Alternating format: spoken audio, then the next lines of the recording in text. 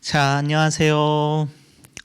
예, 이렇게 새롭게 교사로 헌신하기로 결단하신 여러분들에게 하나님의 은혜와 또 평강과 또 이 교사라고 하는 직분을 잘 감당할 수 있는 힘과 능력을 하나님께서 주셔서 훨씬 더 좋아지는 우리 교육부 또 우리 교회 학교가 되어지기를 주의 이름으로 축복합니다. 또한 교사로서뿐만이 아니라 그리스도인으로서 참된 그리스도인으로서 이 교사의 사역을 감당하는 가운데 여러분들의 믿음이 한 단계 더 업그레이드되고 성장하고 성숙되어지는 그러한 귀한 역사가 있게 되시기를 주의 이름으로 축복합니다. 이 시간은 예배학 시간입니다. 예배에 대해서 교사라면 예배가 뭔지는 정확하게 좀 알고 우리 어린 심령들과 함께 예배할 수 있어야 되겠죠.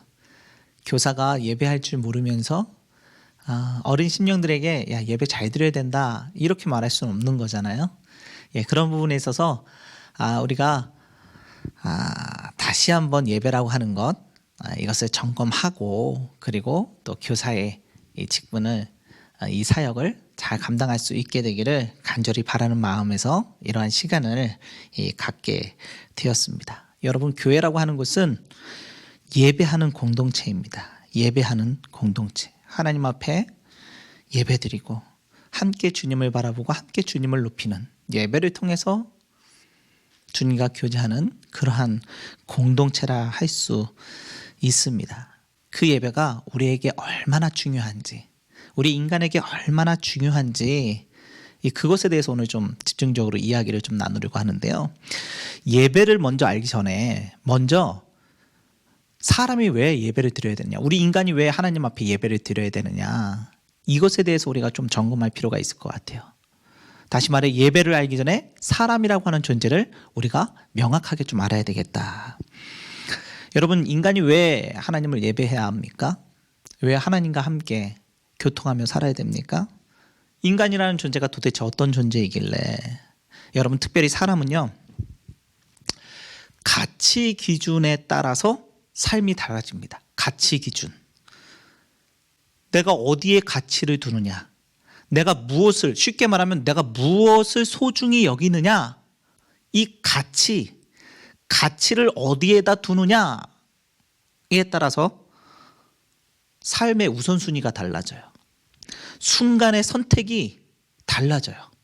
흔히 순간의 선택이 10년을 좌우한다, 미래를 좌우한다, 이런 얘기도 있는데, 순간순간의 선택이 나의 가치 기준에 있어서 내가 무엇을 더 소중히 여기느냐에 따라서 선택되어지게 되어 있고 결정지게 되어 있다. 여러분에게 제일 소중한 것이 무엇입니까? 제일 중요한 것이 뭐예요? 제일 가치 있는 게 뭐예요? 여러분의 가족입니까? 그럴 수 있어요. 여러분의 친구입니까? 그럴 수도 있어요. 저희 집에는 강아지가 한 마리 같이 살고 있거든요. 그 친구는 시추예요. 시추. 종류는 시추인데 벌써 우리와 한 4년 이상을 저희와 함께 살았어요. 근데 이 친구는 먹을 걸 그렇게 좋아해요. 먹을 것을 좋아하는 것은 이해가 되지만 저도 먹을 걸 좋아하니까. 그런데 먹을 걸 좋아해도 너무 좋아해요. 너무 좋아해서 어느 정도냐면 먹을 것을 들고 있는 사람이 있으면 주인이고 뭐고 없어요. 보통 개는 주인을 따르잖아요. 주인에 대한 충성도가 높잖아요. 그래서 주인하고 같이 산책을 나가면 어떤 개는 주인을 지키기 위해서 주인을 지키려고 다른 개들이나 다른 어떤 사람이나 이런 걸 보면 막 짖는다고 그러더라고요. 그런데 우리 집 개는 그러지 않아요. 그냥 다른 사람이 뭘 이렇게 좀 주려고 하면 주인은 보이지 않고 그냥 그 사람만 막 따라가요. 먹을 걸 그렇게 좋아해요. 그 친구의 가치 기준은 어디에 있는 걸까요? 주인보다도 먹을 거에 있어요. 참 그런 게 좀 속상하기도 하고 서운하기도 한데, 어쨌든 먹을 것만 보면 그렇게 좋아하고 먹을 걸 들고 있는 그 사람을 계속 따라가더라는 거예요. 개의 그 강아지의 가치 기준은 먹을 거에 있는 거예요. 먹을 거에. 사람도 마찬가지라는 거예요. 이것과 저것 어느 것을 더 중요하게 여기느냐, 어느 것을 더 소중하게 여기느냐, 어느 것을 더 가치 있게 여기느냐에 따라서 그걸 먼저 선택하고 그걸 따라가게 되어 있다는 것이죠. 어떤 사람은요, 그런 부분에 있어서 어떤 사람들은 돈을 최우선시해요. 돈이 가장 가치 있는 거야. 이 땅에 돈 없이 어떻게 살아? 돈이 최고야. 돈 있으면 다 돼, 다. 이런 가치관을 가지고 있는 사람은 그게 너무 이게 극한으로 가게 되면 우린 뭐라고 그런 사람을 무슨 주의라고 이야기할까요? 물질 만능주의. 돈으로 모든 것을 할 수 있다라고 해결할 수 있다라고 하는 그런 사람들이죠. 그러니까 돈을 좋아하고 물질을 좋아하는 그 가치관 때문에 다른 사람들로부터 저 사람은 물질 만능주의야. 이런 평가를 받게 된다는 거예요. 자신이 가진 가치로 말미암아 스스로 그 가치의 평가를 받는다는 거죠. 어떤 사람은 가족을 좋아해요. 가족이 가장 중요해요. 그 어떠한 것보다 우리 가족, 내 아내, 내 남편, 내 자녀들, 이게 최우선이에요. 어떤 사람들은 자아를 중요하게 여겨요. 자기 자신을 중요하게 여기다 보니까 다른 사람에는 안중에도 없어요. 나는 나야. 난 내가 하고 싶은 대로 해. 뭐 다른 사람 무식할 필요 없어. 난 소중하니까. 이렇게 자기 자신만을 소중히 여기면서 그렇게. 근데 이것이 좀 심하면 우린 그런 사람들을 뭐라고 이야기해요? 이기주의자다. 이렇게 얘기하죠. 자신이 가진 그 자아, 그 가치를 붙들고 있는 그 사람이 너무 나가게 되면 그 사람을 주변에서는 이기주의자라고 그렇게 이야기한다는 거죠. 어떤 사람은 많이 아는 지식, 이런 학식에 대해서 내가 이걸 알고 있다. 넌 모르지? 이런 걸 자랑하는 사람들이 있어요. 이 지식 정보 중심주의인 사람들이 있는 거죠. 많이 아는 것이 목적이에요. 남들보다 많이 안다는 것에 희열을 느껴요. 그래서 더 많이 알고 싶어 해요. 네. 가치 기준에 따라서 그 사람이 뭘 가장 소중히 여기느냐, 뭘 가장 좋아하느냐에 따라서 그 다른 사람들이 그 사람을 이러이러한 모습으로 평가하더라는 것이죠. 우리는 우리의 가치 기준에 따라서 평가받게 되어 있어요. 여러분은 뭘 소중히, 뭘 가치 있게 여기고 있나요? 특별히 우리 그리스도인들은 하나님을 예배하는 그 예배하는 삶에 대한 분명한 가치를 가지고 있어야 될 줄로 믿습니다. 하나님을 중요하게 여겨야 된다는 것이죠. 그리고 하나님을 중요하게 여기다 보면 다른 사람들, 주변의 사람들이 그 사람을 볼 때에 이 사람은 하나님을 중요하게 여기는 사람, 하나님의 사람, 하나님 말씀 중심에, 예배 중심에, 하나님 중심에, 예수님 중심에 그런 사람이라고 평가받게 된다는 것이죠. 사람이 무엇을 중요하게 여기느냐, 이것에 따라서 인생이 달라지고 삶이 달라질 수밖에 없다는 거예요. 어린 심령도요, 이게 조그만 아이들도요, 가만히 보면 엄마 아빠를 보면서, 웃 어른들을 보면서, 형을 보면서 엄마 아빠는 이런 걸 중요하게 여기는구나. 형 오빠는 언니는 이런 걸 중요하게 여기는구나. 이런 걸 피부로 느껴요.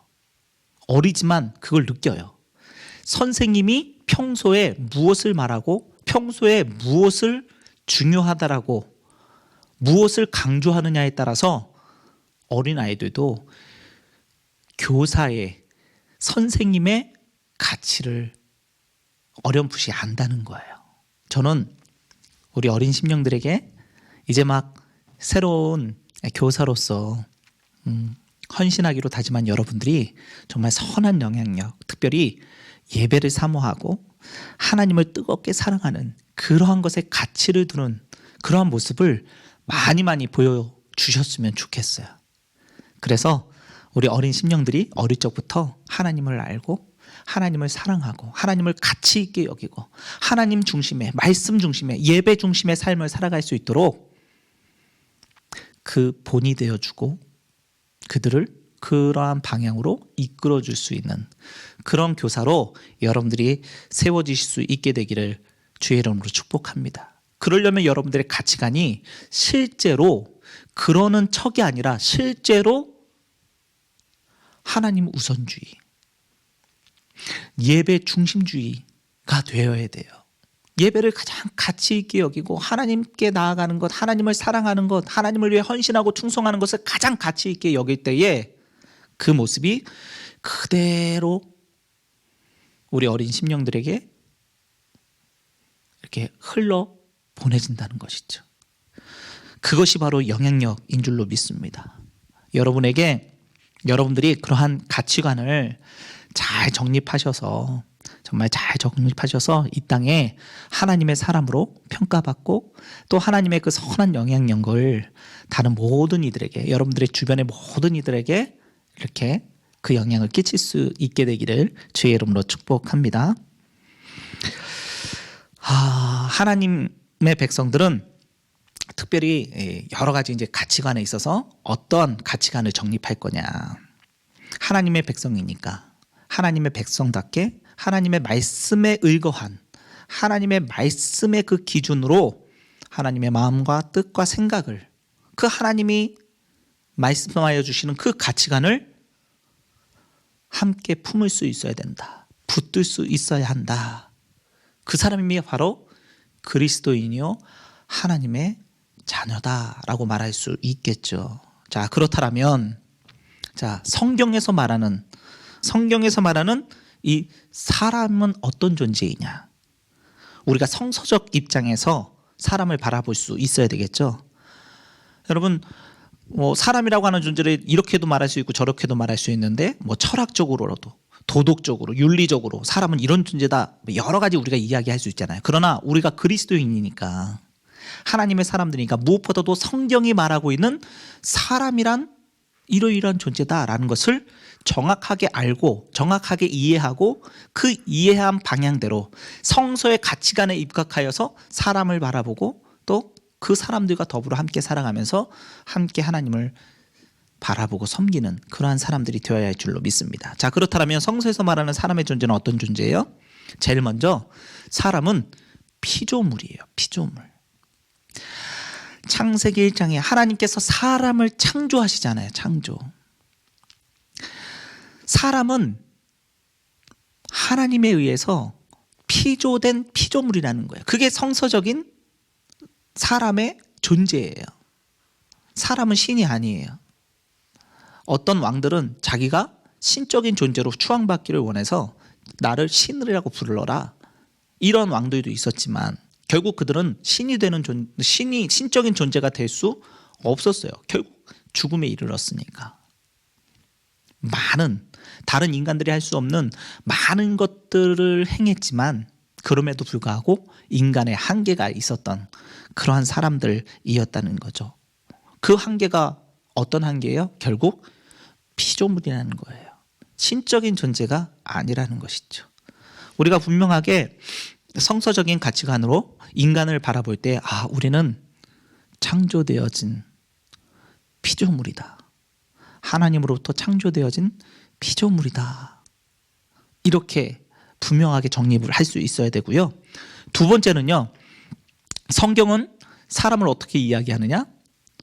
사람은 성선설이 맞을까요? 성악설이 맞을까요? 뭐가 맞죠? 둘 다 있어요. 둘 다. 사람이 본래는 성선, 그러니까 하나님의 형상으로 지음받은 존재, 하나님이 선이시기 때문에 하나님의 형상을 따라 지음받은 인간은 선해요, 악해요? 선한 존재예요. 선한 존재였었어요. 그런데 그 선했던 인간이 하나님이 하지 말라는 선악과를 따먹고 죄를 범함으로 말미암아 이제는 그것을 그대로 유전적으로 이어받아서 성악설, 낳을 때부터 죄인된 모습으로, 예. 그러면서 사도 바울이 여러 가지 고백을 하게 되죠. 그런 부분에 있어서는 기독교를 성악설로 보시는 그런 분들도 더러 있는데, 본래 사람은 선하게 지어졌고, 그리고 이제는 모든 이가 다 죄인이라고 하는 그러한 사도 바울의 가르침을 따르고 있죠. 여하튼간 이 성선설과 성악설, 성경 안에는 둘 다 있지만 결국 성서는 인간을 죄인으로 이야기하고 있습니다. 인간은 죄를 범할 수밖에 없는 그러한 존재라는 거예요. 저는 태어나서 한 번도 죄를 범한 적이 없는데요? 라고 말하는 사람이 뭐 있을 수도 있겠죠. 그런데 한번 가만히 생각해 보세요. 여러분, 독사 있죠, 독사. 독사가 왜 독사냐? 그 입에 독을 품고 있기 때문에 독사예요. 이 독사가 한 번도 그 독을 다른 동물들을 향해서, 사람을 향해서 그 독을 뿜어내 본 적이 없어요. 한 번도 나는 독을 뿜어내 본 적이 없어. 그렇기 때문에 난 독사가 아니야 라고 하는 그런 독사가 있다면 여러분 그거 인정하시겠어요? 그래, 너 독을 한 번도 다른 사람을 물어본 적이 없으니까, 독을 내뿜어 본 적이 없으니까 넌 독사 아니야, 이렇게 얘기하시겠어요? 독사는 독사인 거예요. 독을 품고 있다는 것 사실 자체만으로도 독사는 독사인 거예요. 다른 사람을 한 번도 해한 적이 없다? 독을 뿜어내 본 적이 없다? 그렇기 때문에 독사가 아니다라는 그 말은 인정하기가 어렵다는 거죠. 사람도 마찬가지. 사람이 왜 죄인일까요? 난 죄를 한 번도 범한 적이 없는데요. 사람은 죄를 범할 수 있는 가능성이 항상 열려져 있는 존재이기 때문에 죄인인 거예요. 그래서 죄인이라고 이야기하는 거예요. 죄를 지었다? 그래서 죄인이다? 이게 아니라 죄를 언제든지 범할 수 있는 존재이기 때문에, 그리고 실제로 죄를 짓지 않고 사는 사람은 저는 아직까지 한 번도 본 적이 없는 것 같아요. 그렇기 때문에 사람은 죄인이다. 죄를 범하면서 산다. 그리고 그 죄의 삭은 사망이다. 결국 사망에 이르는 것이 인간이라고 하는 존재죠. 그 인간을, 그 사망에, 그 죄 가운데 있는 인간을 우리 주 예수 그리스도께서 십자가에 달려 죽으셔서 그 예수 그리스도를 믿는 믿음의 사람, 믿기만 하면 구원을 해 주시겠다라고 하는, 죽음 너머의 삶을, 영원한 축복의 그 삶을 살게 해 주시겠다라고 하는 것이 바로 하나님의 약속인 것이죠. 그래서 성서에서 말하는 사람이라고 하는 존재, 첫 번째는 피조물이고요, 두 번째는 죄인이에요. 그리고 세 번째가 있는데 바로 사랑의 대상이라는 것이죠. 서로 사랑하라. 내 이웃을 내 몸과 같이 사랑하라. 네, 이것이 하나님이 우리에게 주신 계명이잖아요. 그래서 사람은 사랑의 대상이에요. 사람과 사람 사이에는 사랑이라는 게 있어야 돼요. 서로 사랑하고 서로 섬겨야 되는 거예요. 그런데 어떤 사람은 이 뜻을 살짝 잘못 알아가지고 사람을 믿어요. 원래 사람은 믿음의 대상이 아니거든요. 한번 성성을 보세요. 사람을 믿으라고 그랬는지. 성서는 예수님을 믿고 하나님을 믿으라고 이야기하지 사람을 믿으라는 얘기는 없어요. 사람은 믿음의 대상이 아니기 때문에 그래요. 사람은 믿을 만한 존재가 못 되기 때문에 그래요. 누가 누굴 믿어요? 어떻게 사람을 믿어요? 여러분 목사님 믿으세요? 목사님이니까 좀 믿음이 간다고요? 아니요. 목사도 사람이거든요. 목사도 믿으면 안 돼요. 우리의 믿음의 대상은 오직 하나님, 오직 예수 그리스도 뿐이에요. 사람은요, 믿음의 대상이 아니라 사랑해줘야 할, 내가 섬겨줘야 할 대상인 거예요. 그런 부분에 있어서 성서에서 말하는 인간, 피조물이라고 하는 존재라는 것, 그리고 죄인의 존재라는, 죄인이라는, 그리고 사랑의 대상이라는 그러한 존재라는 것을 여러분들이 기억하셨으면 좋겠어요. 그러한 인간은 뭘로 구성이 되어 있나요? 영과 혼과 육으로 구성되어 있다라고 성서는 이야기해요. 영, 혼, 육. 육이 뭐죠? 육? 우리의 이 육체를 말하는 거죠. 우리의 몸. 전문적인 용어로 이 몸을 이야기하자면 오감 기능을 가진 그런 기관이라고 할 수 있어요. 오감 기능. 이게 뭘까요? 오감. 눈으로 보고, 귀로 듣고, 또 입으로 맛보고, 코로 냄새 맡고, 피부로 느끼음. 이걸 오감이라고 이야기하거든요. 여러분, 사람이 죽으면 뭐가 죽는 걸까요? 이 오감 기능이 죽는 거예요. 죽으면 더 이상 육신의 눈으로 볼 수 없어요. 물체를 볼 수 없어요. 귀로 들을 수가 없어요. 맛보거나 냄새 맡거나 피부로 느낄 수 없어요. 여러분, 죽은 사람한테 100kg짜리 큰 어떤 뭐 바벨 같은 걸 올려놨다고 생각해 보세요. 죽은 사람이 무거워 일어나요? 전혀 느끼지 못해요. 왜? 오감 기능이 끝났기 때문에. 그 오감을 느끼는 그 기관, 그것을 몸이라고 표현하는 거예요. 자, 그렇다면 혼은 뭐예요? 혼. 혼이 살아있어. 혼. 그런 말 쓰잖아요. 흔히 미술 작품이나 어떤 그런 예술 작품 보면서 그 작가는 죽었지만 그 작가의 혼이 그 작품에 이렇게 서려 있는 것 같아. 이렇게 반영되고 있는 것 같아. 투영되고 있는 것 같아. 뭐 이런 말들 쓰거든요. 이 혼이라는 게 뭐예요? 그 작가의, 쉽게 말하면 그 작가의 정신 세계가 그대로 그 안에 녹아들어 있다. 그 작가가 평소에 생각하며 살았던 그러한 정신이 그대로 그 작품에 반영되어 있고 투영되어 있다. 이런 뜻이거든요. 혼, 바로 정신 세계를 뜻해요. 그 작가가 평소에 어떤 정신 세계를 가지고 있었느냐, 어떠한 생각, 어떠한 정신을 가지고 있었느냐에 따라서 작품이 달라지고 해석이 달라지더라는 거예요. 그게 바로 혼이라는 거예요. 자, 그렇다면 영은요? 영은 뭘까요? 성경에 보니까 하나님은 영이시니 하나님의 형상을 따라 지음받은 우리들도 영적인 존재다, 이렇게 이야기하죠. 하나님과 인간이 둘 다 영적인 존재라는 거예요. 영적인 존재, 무슨 뜻이에요? 영적인 감각을 가진 존재라는 거예요. 흔히 우리도 영감이라고 표현하기도 하잖아요. 영감. 영감 받았어. 우리 육체 안에서 뭔가가 나오는 게 아니라 뭔가를 받았대요. 영적인 감각이죠. 이 영감을요, 흔히 이제 영어로는 식스센스라고 이야기해요. 식스센스. 들어보셨나요? 식스, 여섯 번째. 센스, 감각. 식스센스, 여섯 번째 감각이라는 거예요. 우리가 앞서서 오감이라고 하는 것을, 우리의 육을 오감이라고 표현을 했는데, 오감, 이 다섯 가지 감각을, 그 다섯 가지 감각 다음에 여섯 번째 감각이 있어요. 한국말로 하면 육감이라고 얘기도 하잖아요. 육감. 초감각적 지각이라고 표현도 하는데요. 이 육자가 몸 육자가 아니고요. 여섯 번째 육자거든요. 여섯 번째 감각. 우리의 육신의 감각이 아니라, 우리의 육신으로 느끼는 감각이 아니라 그 육신을 뛰어넘어서, 그 오감을 뛰어넘어서 느껴지는 초감각적인 지각, 그것을 식스센스, 영감이라고 말한다는 거죠. 만져지는 건 아니지만, 뭐 냄새 맡아지고 뭐 귀로 들리고 하는 건 아니지만, 그 어떤 정신의 어떤 체계적인 그런 부분은 아니지만 그 어떤 신비로움, 영적인 존재를 느낄 수 있는 감각, 그것을 여섯 번째 감각이라고 이야기하는 거예요. 식스센스라고 이야기하는 거예요. 초감각적인 그러한 영을 느끼는, 초감각적인 그러한 영을 느끼는 감각이라고 얘기하는 거예요. 하나님이 영이시잖아요. 하나님이 영. 그 영적인 존재를 느끼는 감각. 사람도 영적인 존재이기 때문에 그 영감, 그러한 영적인 감각을 가지고 있어서 하나님을 느낄 수가 있는 거죠. 하나님의 임재를 느낄 수 있는 거예요. 그 임재함을 느끼는 시간이 여러분 언제예요? 바로 예배라는 시간입니다.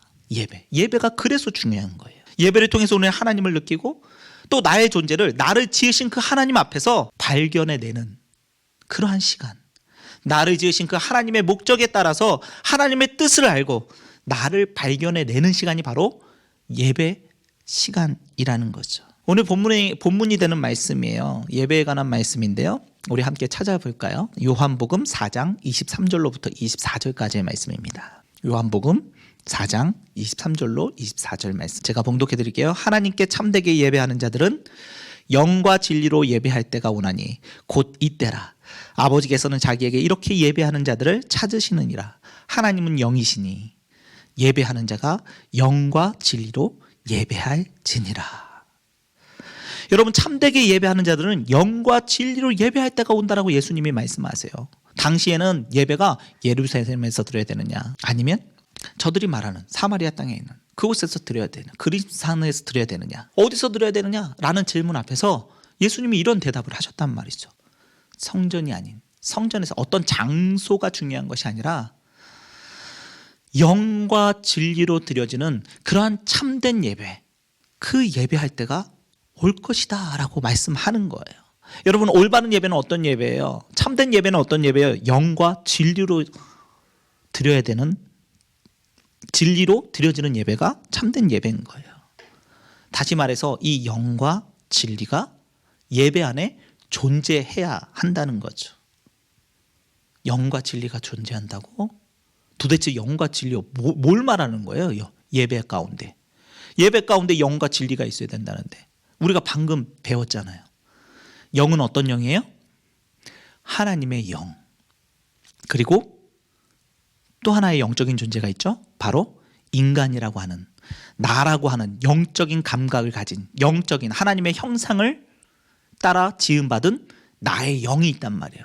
예배 가운데 영과 영이 교통하는 거예요. 하나님의 영과 나의 영이 교통하는 거예요. 그게 영적 예배라는 거예요. 하나님의 영, 쉽게 말해서 뭐죠? 성령. 우리가 예배 때마다 성령을 구해야 되는 이유가 바로 거기에 있어요. 오늘의 이 예배 가운데 하나님의 영이, 성령의 임재하심이 있기를 간절히 소원하는 마음 가운데 내가 영적인 감각을 가지고, 내 깨어진 그 영적인 감각을 가지고 하나님을 느끼려고 집중하며 나아가는 것, 그리고 실제로 그것이 이루어졌을 때 하나님의 영이 내 안에 느껴지고, 내 삶 가운데 느껴지고, 그 하나님의 영이 그 예배 가운데 느껴지는 그 예배가, 그 교통함이 바로 예배라는 거예요. 예배. 그래서 여러분, 예배는 영으로 드리는 거예요. 영으로. 내 영으로. 내 영적인 감각을 좀 동원해 가지고 하나님의 영을 느끼고자, 그리고 그 영을 통해서 하나님의 말씀이 새롭게 느껴지고 그 말씀에 순종하고자 하는 그러한 결단이 일어나게 하시고, 그리고 실제적으로 그러한 삶을 살아가는 것, 이것이 바로 예배라는 것이죠. 또 뭐가 있어야 된다고요? 영과 함께 진리가 있어야 돼요. 진리는 뭘까요? 하나님의 말씀. 여러분, 하나님의 말씀을 우린 진리라고 믿잖아요. 그 하나님의 말씀이 선포되어지는, 그래서 예배예요. 하나님의 말씀이 없이 그냥 하나님의 그 말씀이 아예 없는 그런 예배, 그건 예배가 아닌 거예요. 또 하나, 하나님의 말씀도 진리지만 또 한 분, 예수 그리스도라고 하는, 우리가 예수 그리스도를 진리라고 이야기하잖아요. 표현하잖아요. 예수는 그리스도십니다라고 하는 그러한 예수 그리스도, 진리 되신 그분을 선포하는 그 모습이 있을 때 그것이 참된 예배가 되는 거예요.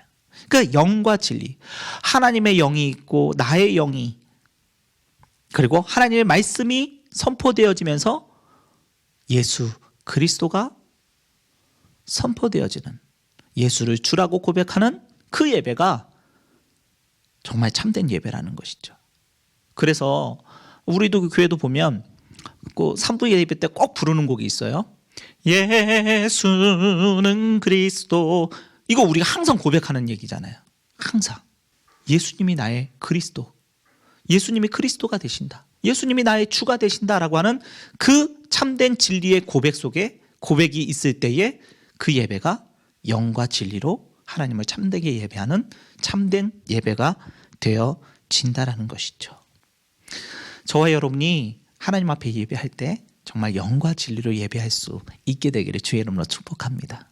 특별히 어린 심령들과 우리 아이들과 또 우리 학생들과 함께 예배할 때에 하나님의 영이 함께 하시기를 간절히 소원하면서, 하나님, 저들의 영이 솟게 되게 하시고 하나님을 느끼는 영적인 감각이 있게 하시고 그 영적인 감각을 깨워서 하나님을 직접적으로 만나는 그런 귀한 역사가 있게 하여 주시옵소서.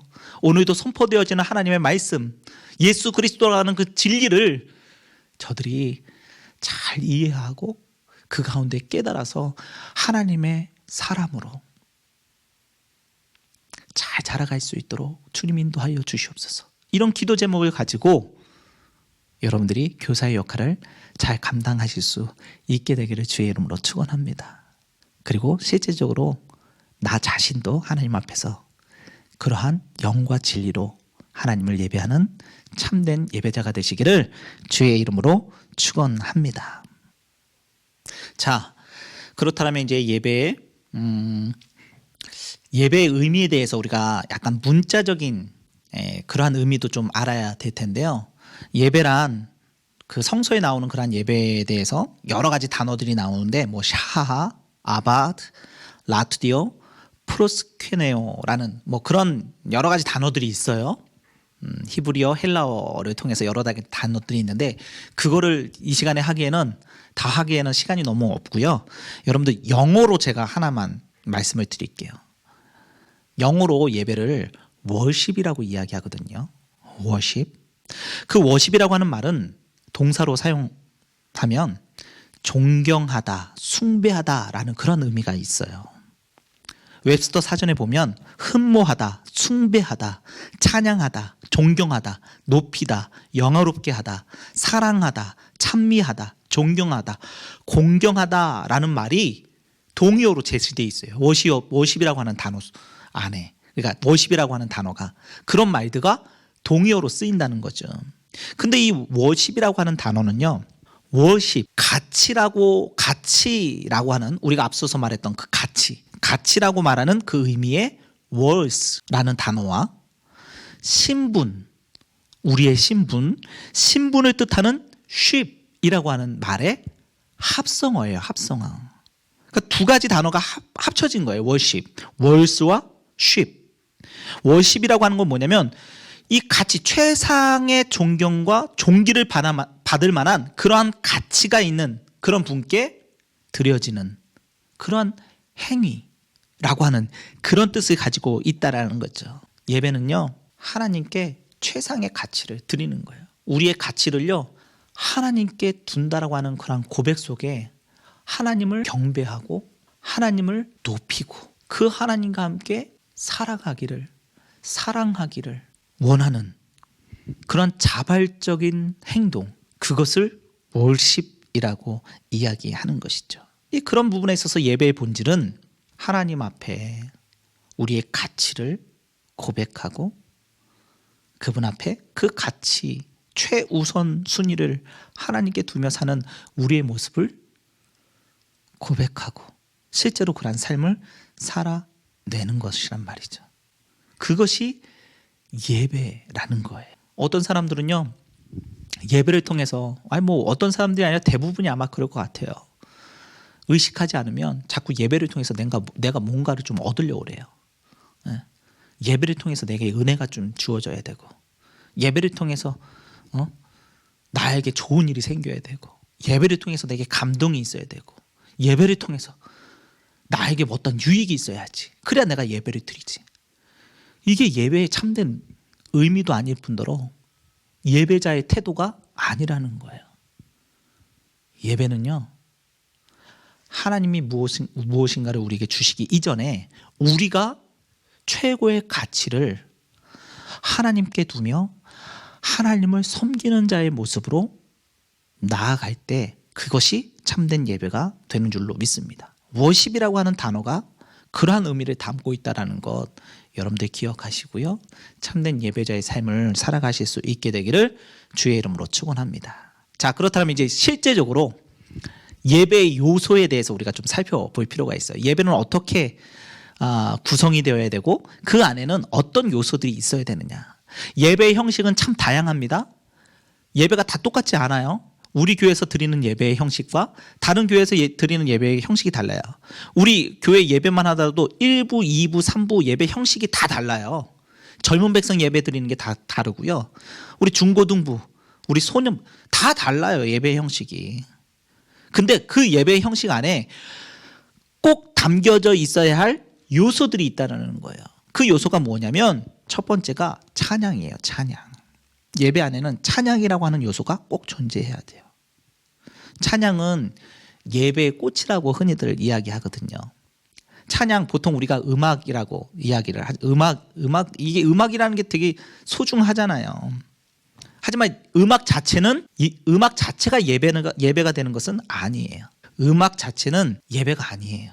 음악은 단지 예배의 그 마음을 표현하는 수단일 뿐이에요. 수단. 때로는 여러분 말보다 노래를 통해서 이 깊은 감정을 더 잘 표현해낼 수 있어요. 사랑한다는 말을 이게 사랑한다라는 이 말을 톤에 따라서 느껴지는 바가 다르거든요.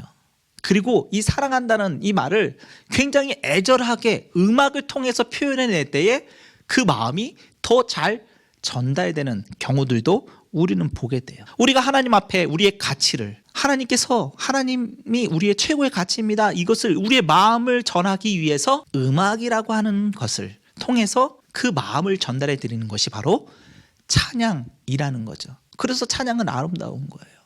꽃과 같은 거예요. 그래서 예배 가운데 찬양, 이 찬양도요.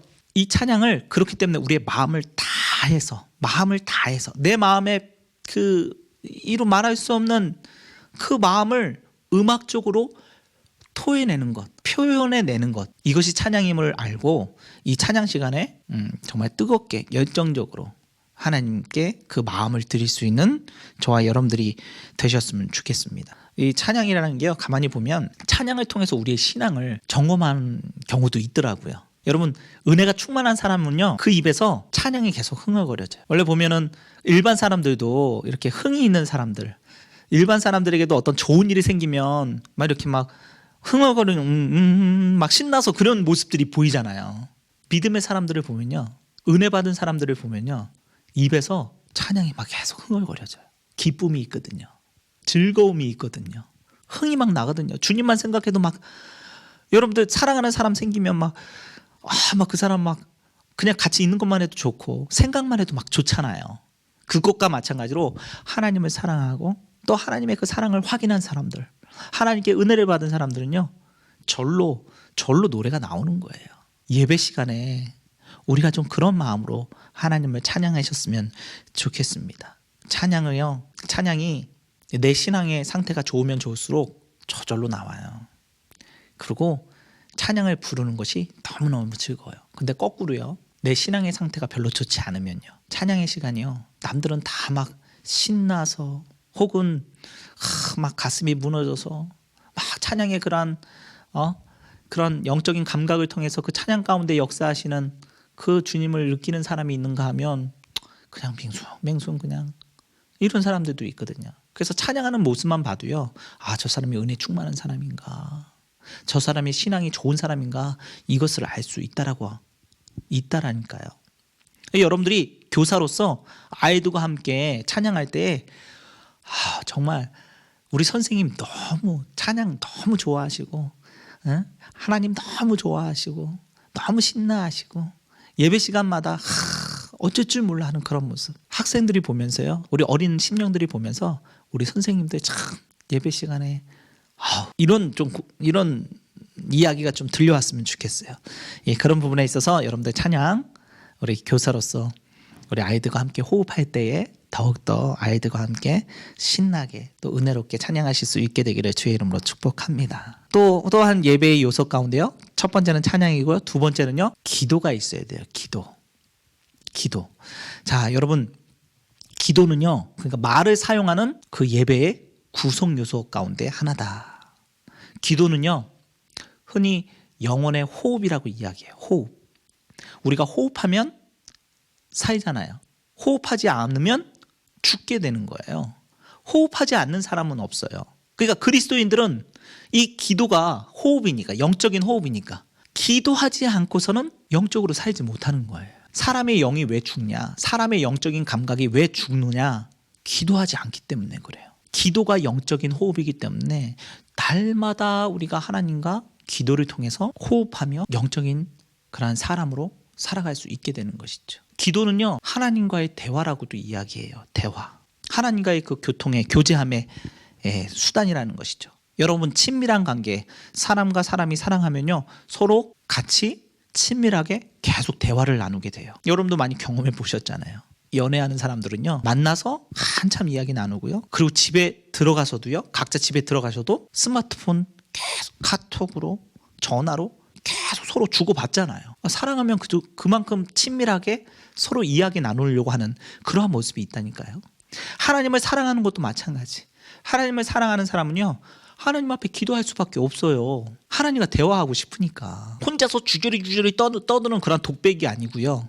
흔히 그 연극 무대에 보면 독백하는 그런 무대도 있잖아요. 혼자 막 얘기하고 혼자 대답하고. 그건 대화가 아니죠. 독백이죠. 하나님과 우리는요, 대화를 나눠야 되는 것이지 독백을 해서는 안 돼요. 그 말은 무슨 뜻이냐면, 흔히 이제 기도한다고, 예배 시간에 혹은 기도의 시간에 기도한다고 자기가 할 말만 쫙 막 쏟아내고 나 이제 기도 끝났다, 그리고 집에 휙 가버리는 그런 사람들이 꽤 있어요. 여러분, 기도는 그 혼자서 막 떠들고 가는 그게 독백의 수준의 기도가 되어서는 안 돼요. 기도는 대화예요. 쌍방향이에요. 내가 이만큼 얘기했으면 상대방도 이만큼 말할 수 있도록 기다려주고 들어줘야 되는 거거든요. 내가 하나님 앞에 무엇인가를 아랬으면 하나님이 무엇이라고 이야기하시는지 그거 들어봐야 될 거 아니에요. 듣는 시간도 있어야 되는 거잖아요. 듣는 것도 기도라니까요. 듣는 것도 기도예요, 여러분. 그런 부분에 있어서 기도는 하나님과 대화라고 하는 것 늘 기억하시고, 영적인 호흡인 동시에 대화라고 하는 것. 그래서 기도할 때, 예배 시간에 기도할 때 하나님 앞에 하나님의 음성에 귀를 기울일 줄 아는 그런 모습을 가질 수 있게 되기를 간절히 소망합니다. 그 영적인 그렇게 그 음성을 듣고자 하는 때가 언제냐면 바로 말씀이에요. 말씀의 선포. 여러분, 말씀은 예배의 중심입니다. 여러분들 조금 구분할 필요가 있는데, 말씀과 설교를 조금 구분할 필요가 있어요. 이 설교가 중요하긴 하지만요, 설교보다도 우선적인 것이 있어요. 우선하는 것이 있어요. 설교보다 더 중요한 거 뭐예요? 말씀이에요. 하나님의 말씀 그 자체. 하나님의 말씀 자체의 능력이 있는 것이죠. 설교라고 하는 것은 그 말씀을 풀어서 오늘날 우리가 그 하나님의 뜻을 명확하게 알기 위해서 그것을 말씀을 풀어서 설명하는 것이 바로 설교인 거죠. 그래서 여러분, 설교보다 더 우선시되어야 될 것은 말씀이다. 여러분들 이것을 좀 잘 귀담아 들을 필요가 있을 것 같고요. 설교 시간에요, 설교를 통해서 말씀이 드러나야지, 예수 그리스도, 하나님의 말씀, 예수 그리스도라고 하는 진리가 드러나야지, 설교를 통해서 뭐 목사님 자신이 드러난다거나, 목사님의 가족이 드러난다거나, 목사님이 뭐 어떤 일을 했다, 목사님의 친구가 드러나는, 이건 설교가, 이건 말씀 중심의 설교가 아닌 거예요. 여러분들이 교사로서 그 부분을 조금 더 성장하고 성숙되어야 되니까 그런 부분은 좀 잘 인지하셨으면 좋겠어요. 설교를 통해서 하나님의 말씀이 드러나야 되는 거예요. 그 말씀이 내 가운데 심겨져야 되는 거예요. 예수 그리스도라고 하는 진리가 선포되어지고, 말씀 다 끝나면 예수 그리스도가 떠올려지고, 예수 그리스도가 그분을 더 사랑해야 되겠다라고 하는, 내가 하나님의 말씀 가운데 이렇게 살아야 되겠다라는 결단이 나타나야 되는 것이지, 뭐 웃기는 이야기, 예화 이런 게 떠올려서는 안 된다라는 거죠. 그런 것보다는 하나님의 말씀이 더 온전하게 기억되어지는 그러한 말씀, 그 말씀의 선포함이 있게 되기를 여러분 위해서 기도하셔야 돼요. 그 말씀이 선포되어지는 것이 바로 예배의 중심이라고 하는 것. 그러한 예배에 여러분들이 동참해야 한다는 거예요. 우리가 하나님 앞에 기도할 때에 하나님의 뜻이 어디에 있는지, 그 말씀을 통해서 그 말씀이, 진리 되신 하나님의 말씀이 드러날 때에 그러한 기도의 제목들이, 그러한 기도의 응답들이 이루어지는, 나의 이 기도에 대해서 하나님은 이렇게 응답하시는구나 라고 하는 그런 것들이 깨달아지는 그런 역사가 일어날 때에 하나님께서 오늘도 내게 말씀하여 주시는구나, 이렇게 고백할 수가 있는 것이죠. 그래서 세 번째 예배의 요소, 바로 말씀의 선포라고 하는 것 여러분들 기억하시고요. 마지막으로 네 번째 예배는 뭐가 나타나야 되냐면 헌신과 결단이 나타나야 돼요. 헌신과 결단. 헌신은요, 예배의 열매입니다. 열매. 우리가 찬양을 꽃이라고 표현했잖아요. 꽃은 아름답고 화려하고, 그죠? 하지만 실질적으로 우리가 나무를 통해서 얻고자 하는 것은 아름다움을 보는 것도 있지만 실제적으로는 열매를 거두는 데에 나무의 목적이 있거든요. 하나님도 마찬가지예요. 하나님은 우리의 인생을 화려하게만 만들지 않으세요. 화려하게만 하지 않으신다는 거예요. 오히려 그 나무에 열매가 맺어지기를 원하신다는 거죠. 심지어 뭐라고 얘기하시냐면 열매 맺지 않는 나무는 찍어 버리라고 그렇게 얘기하셨어요. 우리의 삶 가운데 열매가 있어야 됩니다. 하나님의 말씀을 통해서 그 말씀이 육신이 되어서 내 삶 가운데 그 영향력을 미쳐서 실제로 맺어지는 열매가 있을 때 그 열매를 통해서 우리가 하나님 앞에 영광을 돌릴 수 있고 그 열매를 통해서 하나님이 기뻐 받으심이 될 수 있다라고 하는 것이죠. 그래서 예배 가운데는 헌신을 다짐하고 또한 내가 하나님의 말씀에 순종하겠습니다 라고 하는 결단이 있어야 하는 거예요.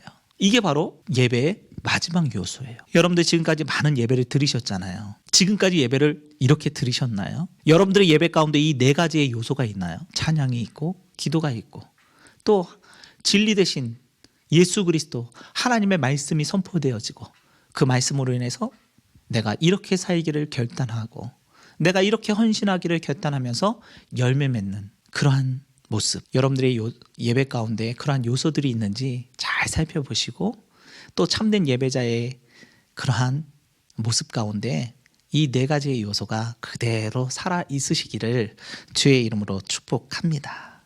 자, 지금까지 우리가 예배의 네 가지 요소를 살펴보았고요. 그 다음에는 이 예배를 드리는 우리의 마음의 자세와 태도에 대해서 좀 이야기를 좀 나눠야 될 텐데요. 예수님이 한 서기관으로부터 이런 질문을 받아요. 예수님, 모든 계명 중에 첫째가 무엇입니까? 모든 계명 중에 하나님의 그 명령 중에 첫 번째가 뭐냐고. 그때 예수님이 뭐라고 대답하세요? 사랑이라고 이야기하세요. 사랑. 이렇게 대답하시죠. 마가복음 12장 30절에 내 마음을 다하고 목숨을 다하고 뜻을 다하고 힘을 다하여 주 너의 하나님을 사랑하라. 사랑하라. 첫 번째 계명이 하나님을 사랑하는 거예요. 두 번째는요. 내 이웃을 내 몸과 같이 사랑하라. 뭐 두 번째는 이제 나중에 여러분들이 공부하시고요. 오늘은 이제 예배에 관련된 거니까 첫 번째. 하나님을 사랑하는 것. 이것이 첫 번째 계명인데요. 그 첫 번째 계명, 하나님을 사랑한다라고 하는 것에 대한 전제 조건이 앞에 있어요. 네 가지가 있거든요. 첫 번째가 뭐예요? 마음을 다하고. 내 마음을 다하고. 예배 때 마음을 다하래요, 여러분. 나의 마음과 그 어떤 사랑과 존경의 그 마음을 담아서 예배 가운데 담아서 하나님께 올려드리라는 것이죠. 마음은 딴 데가 있어. 몸은 예배 자리에 와 있는데 마음은 따로 가 있어. 다른 데가 있어. 그 예배를 하나님께서 받으실까요? 그 예배가 정말 예배다운 예배일까요? 그렇지 않다라는 거예요. 우리의 마음을 드리는 하나님은요, 예배 자체를 받으시는 분이 아니에요. 그 예배 가운데 예배 드리는 그 예배자, 마음을 다하여 하나님을 찬양하고 하나님 앞에 기도하고 하나님의 말씀을 듣고 결단하고자 하는 그 예배자를 하나님은 찾으시고 그 예배자를 하나님은 원하신다라고 하는 것이죠. 첫 번째 조건이 마음을 다하는 예배인 거예요. 마음을 다하는 예배. 특히 이 마음은요, 잠언 4장 23절에 모든 지킬 만한 것 중에 더욱 내 마음을 지키라. 생명의 근원이 이에서 남이니라 라고 그렇게 말씀하고 있어요. 마음을요, 생명의 근원이라고 이야기해요. 왜 그럴까요? 사람이 마음으로 믿는 거거든요. 믿음의 전제 조건이 뭐냐면 마음이 믿는 거, 마음에서부터 시작되는 거예요. 마음. 내 마음이 예수 그리스도를 믿고자 하는 그런 의지로부터 우리가 구원함에 이룰 수 있다는 거예요. 사람이 마음으로 믿어 의에 이르고 입술로 고백하여 구원함을 받느니라. 마음에 있는 것이 입술을 통해 고백되어질 때에 구원에 이르는 역사가 있다는 거예요. 그래서 우리의 마음이 너무나도 중요한 거예요. 근데 이 마음이 너무 깨어지기 쉽잖아요. 마음이 상하기가 너무 쉽거든요. 삶을 사다 보면요, 이런저런 사람들의 말 한마디, 행동 하나, 이런 것 때문에 우리의 마음이 쉽게 흔들리고 쉽게 좌절하고 낙심하고 마음이 깨어지고 상처 입고 이거 싸매는데 되게 시간도 많이 걸리거든요. 그래서 주님이 주시는 말씀이, 하나님께서 주시는 말씀이 모든 지킬 만한 것 중에 내 마음을 지키라고. 우리가 지켜야 될 게 얼마나 많아요. 가정도 지켜야 되죠. 아빠, 엄마, 자녀들도 지켜야 되죠. 내가 가진 돈도 좀 지켜야 되죠. 내가 가진 재능도 지켜야 되죠. 내 친구들도 지켜야 되죠. 지켜야 될 게 너무너무 많아요. 근데 모든 지킬 만한 것 중에 뭘 지키라고요? 마음을 지키라고요. 마음이 그만큼 중요해서 그래요. 사람은요, 마음 먹는 대로 살아요. 마음 먹은 대로 결정하게 돼 있는 거예요. 내가 어떤 마음이냐에 따라서 내 삶이 달라질 수밖에 없다니까요. 그리고 그 마음을, 그 중요한 나의 이 인간이라고 하는 존재의 가장 중요한 이 마음, 이게 하나님이 주신 거거든요. 근데 그 하나님이 그 마음을 받기를 원하는 거예요. 마음 받기를 원하는. 여러분도 나중에 사랑하는 사람이 생기면 뭐 아시겠지만, 사랑하는 사람들에게 가장 원하는 게 뭐예요? 사랑하는 사람에게 여러분들 뭐 받고 싶으세요? 선물 받고 싶으세요? 뭐 돈 받고 싶으세요? 아니요. 사랑하는 사람에게 제일 요구되어지는, 그 사랑하는 사람이 나에게 줬으면 하는 가장 큰 선물은요, 그 사람의 마음인 거예요. 마음. 나를 사랑해 주는 그 마음을 받기를 원하는 거죠. 선물이라고 하는 것도요, 가만히 보면 그 안에 마음을 담아서 선물을 준비하는 거죠. 예. 선물의 크기가 중요한 건 아니지만 그 선물 안에 담긴 그 사람의 마음이 느껴질 때에 이 선물이 나에게 귀하게 여겨진다는 거예요. 선물 자체가 중요한 게 아니라. 하나님도 마찬가지예요. 하나님도 마음을 원하세요. 우리가 드리는 헌금, 우리가 드리는 11조, 그 안에 우리의 마음이 담겨져 있지 않다면 하나님은 사실 하나님은 돈이 필요 없는 분이잖아요. 이 세상 모든 만물이, 전 세계, 전 우주가 하나님의 것인데 하나님이 무슨 아쉬울 게 뭐가 있으세요? 아쉬울 게 어디 있다고 우리 코 묻은 그 돈을 그걸 필요로 하시겠어요? 중요한 건 그 예물에 담긴 우리들의 마음, 그 예물에 우리들의 어떠한 마음이 담겨져 있느냐. 남들 다 하니까 나도 이만큼은 해야지. 이런 마음이라면 하나님이 받으시겠어요? 그 예물을? 그런 예물은 드리지도 마세요. 하나님이 그 마음 안 받으세요. 예배는요, 마음에서 우러나야 돼요. 마음에서 하나님을 찬양하고, 마음에서 하나님을 사랑하는 마음 가운데 기도하고, 마음에서 하나님의 그 사랑을 확인하고 싶어서 하나님의 말씀을 듣고, 그리고 그 사랑하는 사람과 함께 더불어 함께 살아가기를 결단하는, 그것이 바로 예배라는 것이죠. 마음을 다하는 예배를 드릴 수 있는 저와 여러분들이 되시기를 주의 이름으로 축복합니다. 두 번째 뭐예요? 말씀에 목숨을 다하는, 목숨을 다한다고 표현해요. 목숨. 너무 두렵지 않으세요? 목숨을 다하는 예배라고 하니까. 근데 여러분, 전 이렇게 비유하고 싶어요. 스포츠 선수들을 보면요, 간혹 부상임에도 불구하고 부상을 숨기고 선수 생명이 끝날 수 있을 만큼의 그러한 악조건 속에서도 결승전에 나가서요, 자기 힘껏 그 결승전에 임하는 사람들이 있더라고요. 목숨 걸고 하는 사람들이 있더라는 거예요. 스포츠 선수들 중에. 가만히 보면 삶에 있어서 그래요. 기업을 운영하는 데 있어서, 또 삶을 살아가는 데 있어서, 이건 내가 목숨을 걸만하다. 내가 이거 목숨 걸고 이거 해야 되겠다 하는 그러한 순간들이 종종 있어요. 종종. 근데 그것이 하나님께 예배하는 그 모습 가운데서도 있어야 할 줄로 믿습니다. 예수님이 그걸 이야기하시는 거예요. 내 마음을 다하고 목숨을 다하고. 목숨. 내가 죽을지언정, 혹은 내가 어떠한 상황 가운데서도 내가 예배만큼은 지키겠다. 예배의 자리만큼, 그 은혜의 자리만큼은 내가 지키겠다 하는 그러한 목숨을 다하는 결단이 우리에게 있을 때 그 예배를 하나님께서 기뻐 받으신다라고 하는 것이죠. 그런 목숨을 다하는 사랑, 그 사랑을 하나님이 받으시길 원하시고요. 자, 세 번째, 뜻을 다하여. 뜻을 다하여. 여러분, 뜻을 다하는 예배. 이 뜻이라는 게 뭘까요? 뜻을 다하는 예배는요, 예배의 대상에 우리의 모든 관심을 집중시키는 거예요. 이 뜻이라고 하는 건 의지거든요. 우리의 의지를 발동시켜서 최대한 내 사랑하는 그 하나님께 말씀에 집중하는 것.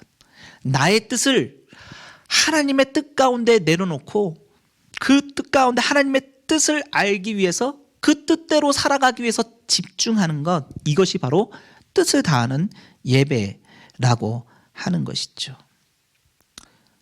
어떻게 보면 이 뜻을 다하는 예배는요, 이 감성적인 예배가 아니라 의지적인 예배라고 할 수 있어요. 지성적인 그러한 예배라고 할 수 있다는 거죠. 하나님께 마음을 집중하면서 다른 생각을 이렇게 떨쳐버리는 것. 하나님의 말씀을 듣는데요, 계속 딴 생각하고 있어요. 그 말씀이 들어올까요? 다른 생각하면서 하나님의 뜻을 제대로 캐치해내고 제대로 알아갈 수 있을까요? 절대 그러지 못한다는 거예요. 뜻을 다한다는 거 하는 것은 나의 의지를 가지고 하나님의 말씀에 집중하고 그 하나님의 뜻을 깨달아 알아서 그 뜻에 나의 생각을, 나의 의지를 맞추어 가는 것. 그것이 뜻을 다하는 그러한 지성적인 예배인 줄로 믿습니다. 여러분, 예배를 드릴 때에 마음을 다하고 또 목숨을 다하고 뜻을 다하여서 하나님을 예배할 수 있게 되기를 간절히 소원합니다. 마지막 네 번째입니다. 힘을 다하여 드리는 예배. 힘. 육신에서부터 나오는 이 힘을 다하여서 드리는 것. 다시 말해 우리의 몸을 드린다는 거예요. 여러분, 제사는요, 우리의 몸을 드리는 거예요. 우리의 몸은요, 결코 영과 혼이 떨어질래야 떨어질 수 없어요. 우리의 영, 혼, 육은 늘 한 자리에 함께 있어요. 네, 그런 부분에 있어서 힘을 다하여 우리의 몸을 드리는 예배라고 하는 것은 결국 말해서 우리의 영과 혼을 다해서 드리는 예배라고 할 수 있다라고 하는 것이죠. 로마서 12장 1절에 우리 몸을 거룩한 산 제물로 하나님께 드리라고 그렇게 말씀해요. 구별되어진 산 제물로 우리의 몸을, 예전에는 양이나 비둘기나 소를 잡아서 제물로 드렸지만 이제는 예수 그리스도 이후의 시대에는 그런 제물을 바치는 것이 아니라 나 자신을, 내 몸에 이 속한 영과 혼을, 우리의 마음을, 우리의 뜻을 하나님 앞에 드리는 거예요. 그것이 힘을 다하는 그러한 예배라고 하는 것이죠. 이 네 가지를 예배드림에 있어서 꼭 기억하실 수 있게 되기를 간절히 소원합니다. 예수님이 직접 하신 말씀이에요. 마음을 다하여, 목숨을 다하여, 뜻을 다하여, 힘을 다하여 드리는 예배. 그 예배를 하나님께서 기뻐 받으신다. 우리 교사분들이 아이들보다 먼저 그러한 모습으로 예배를 잘 드리셨으면 좋겠어요.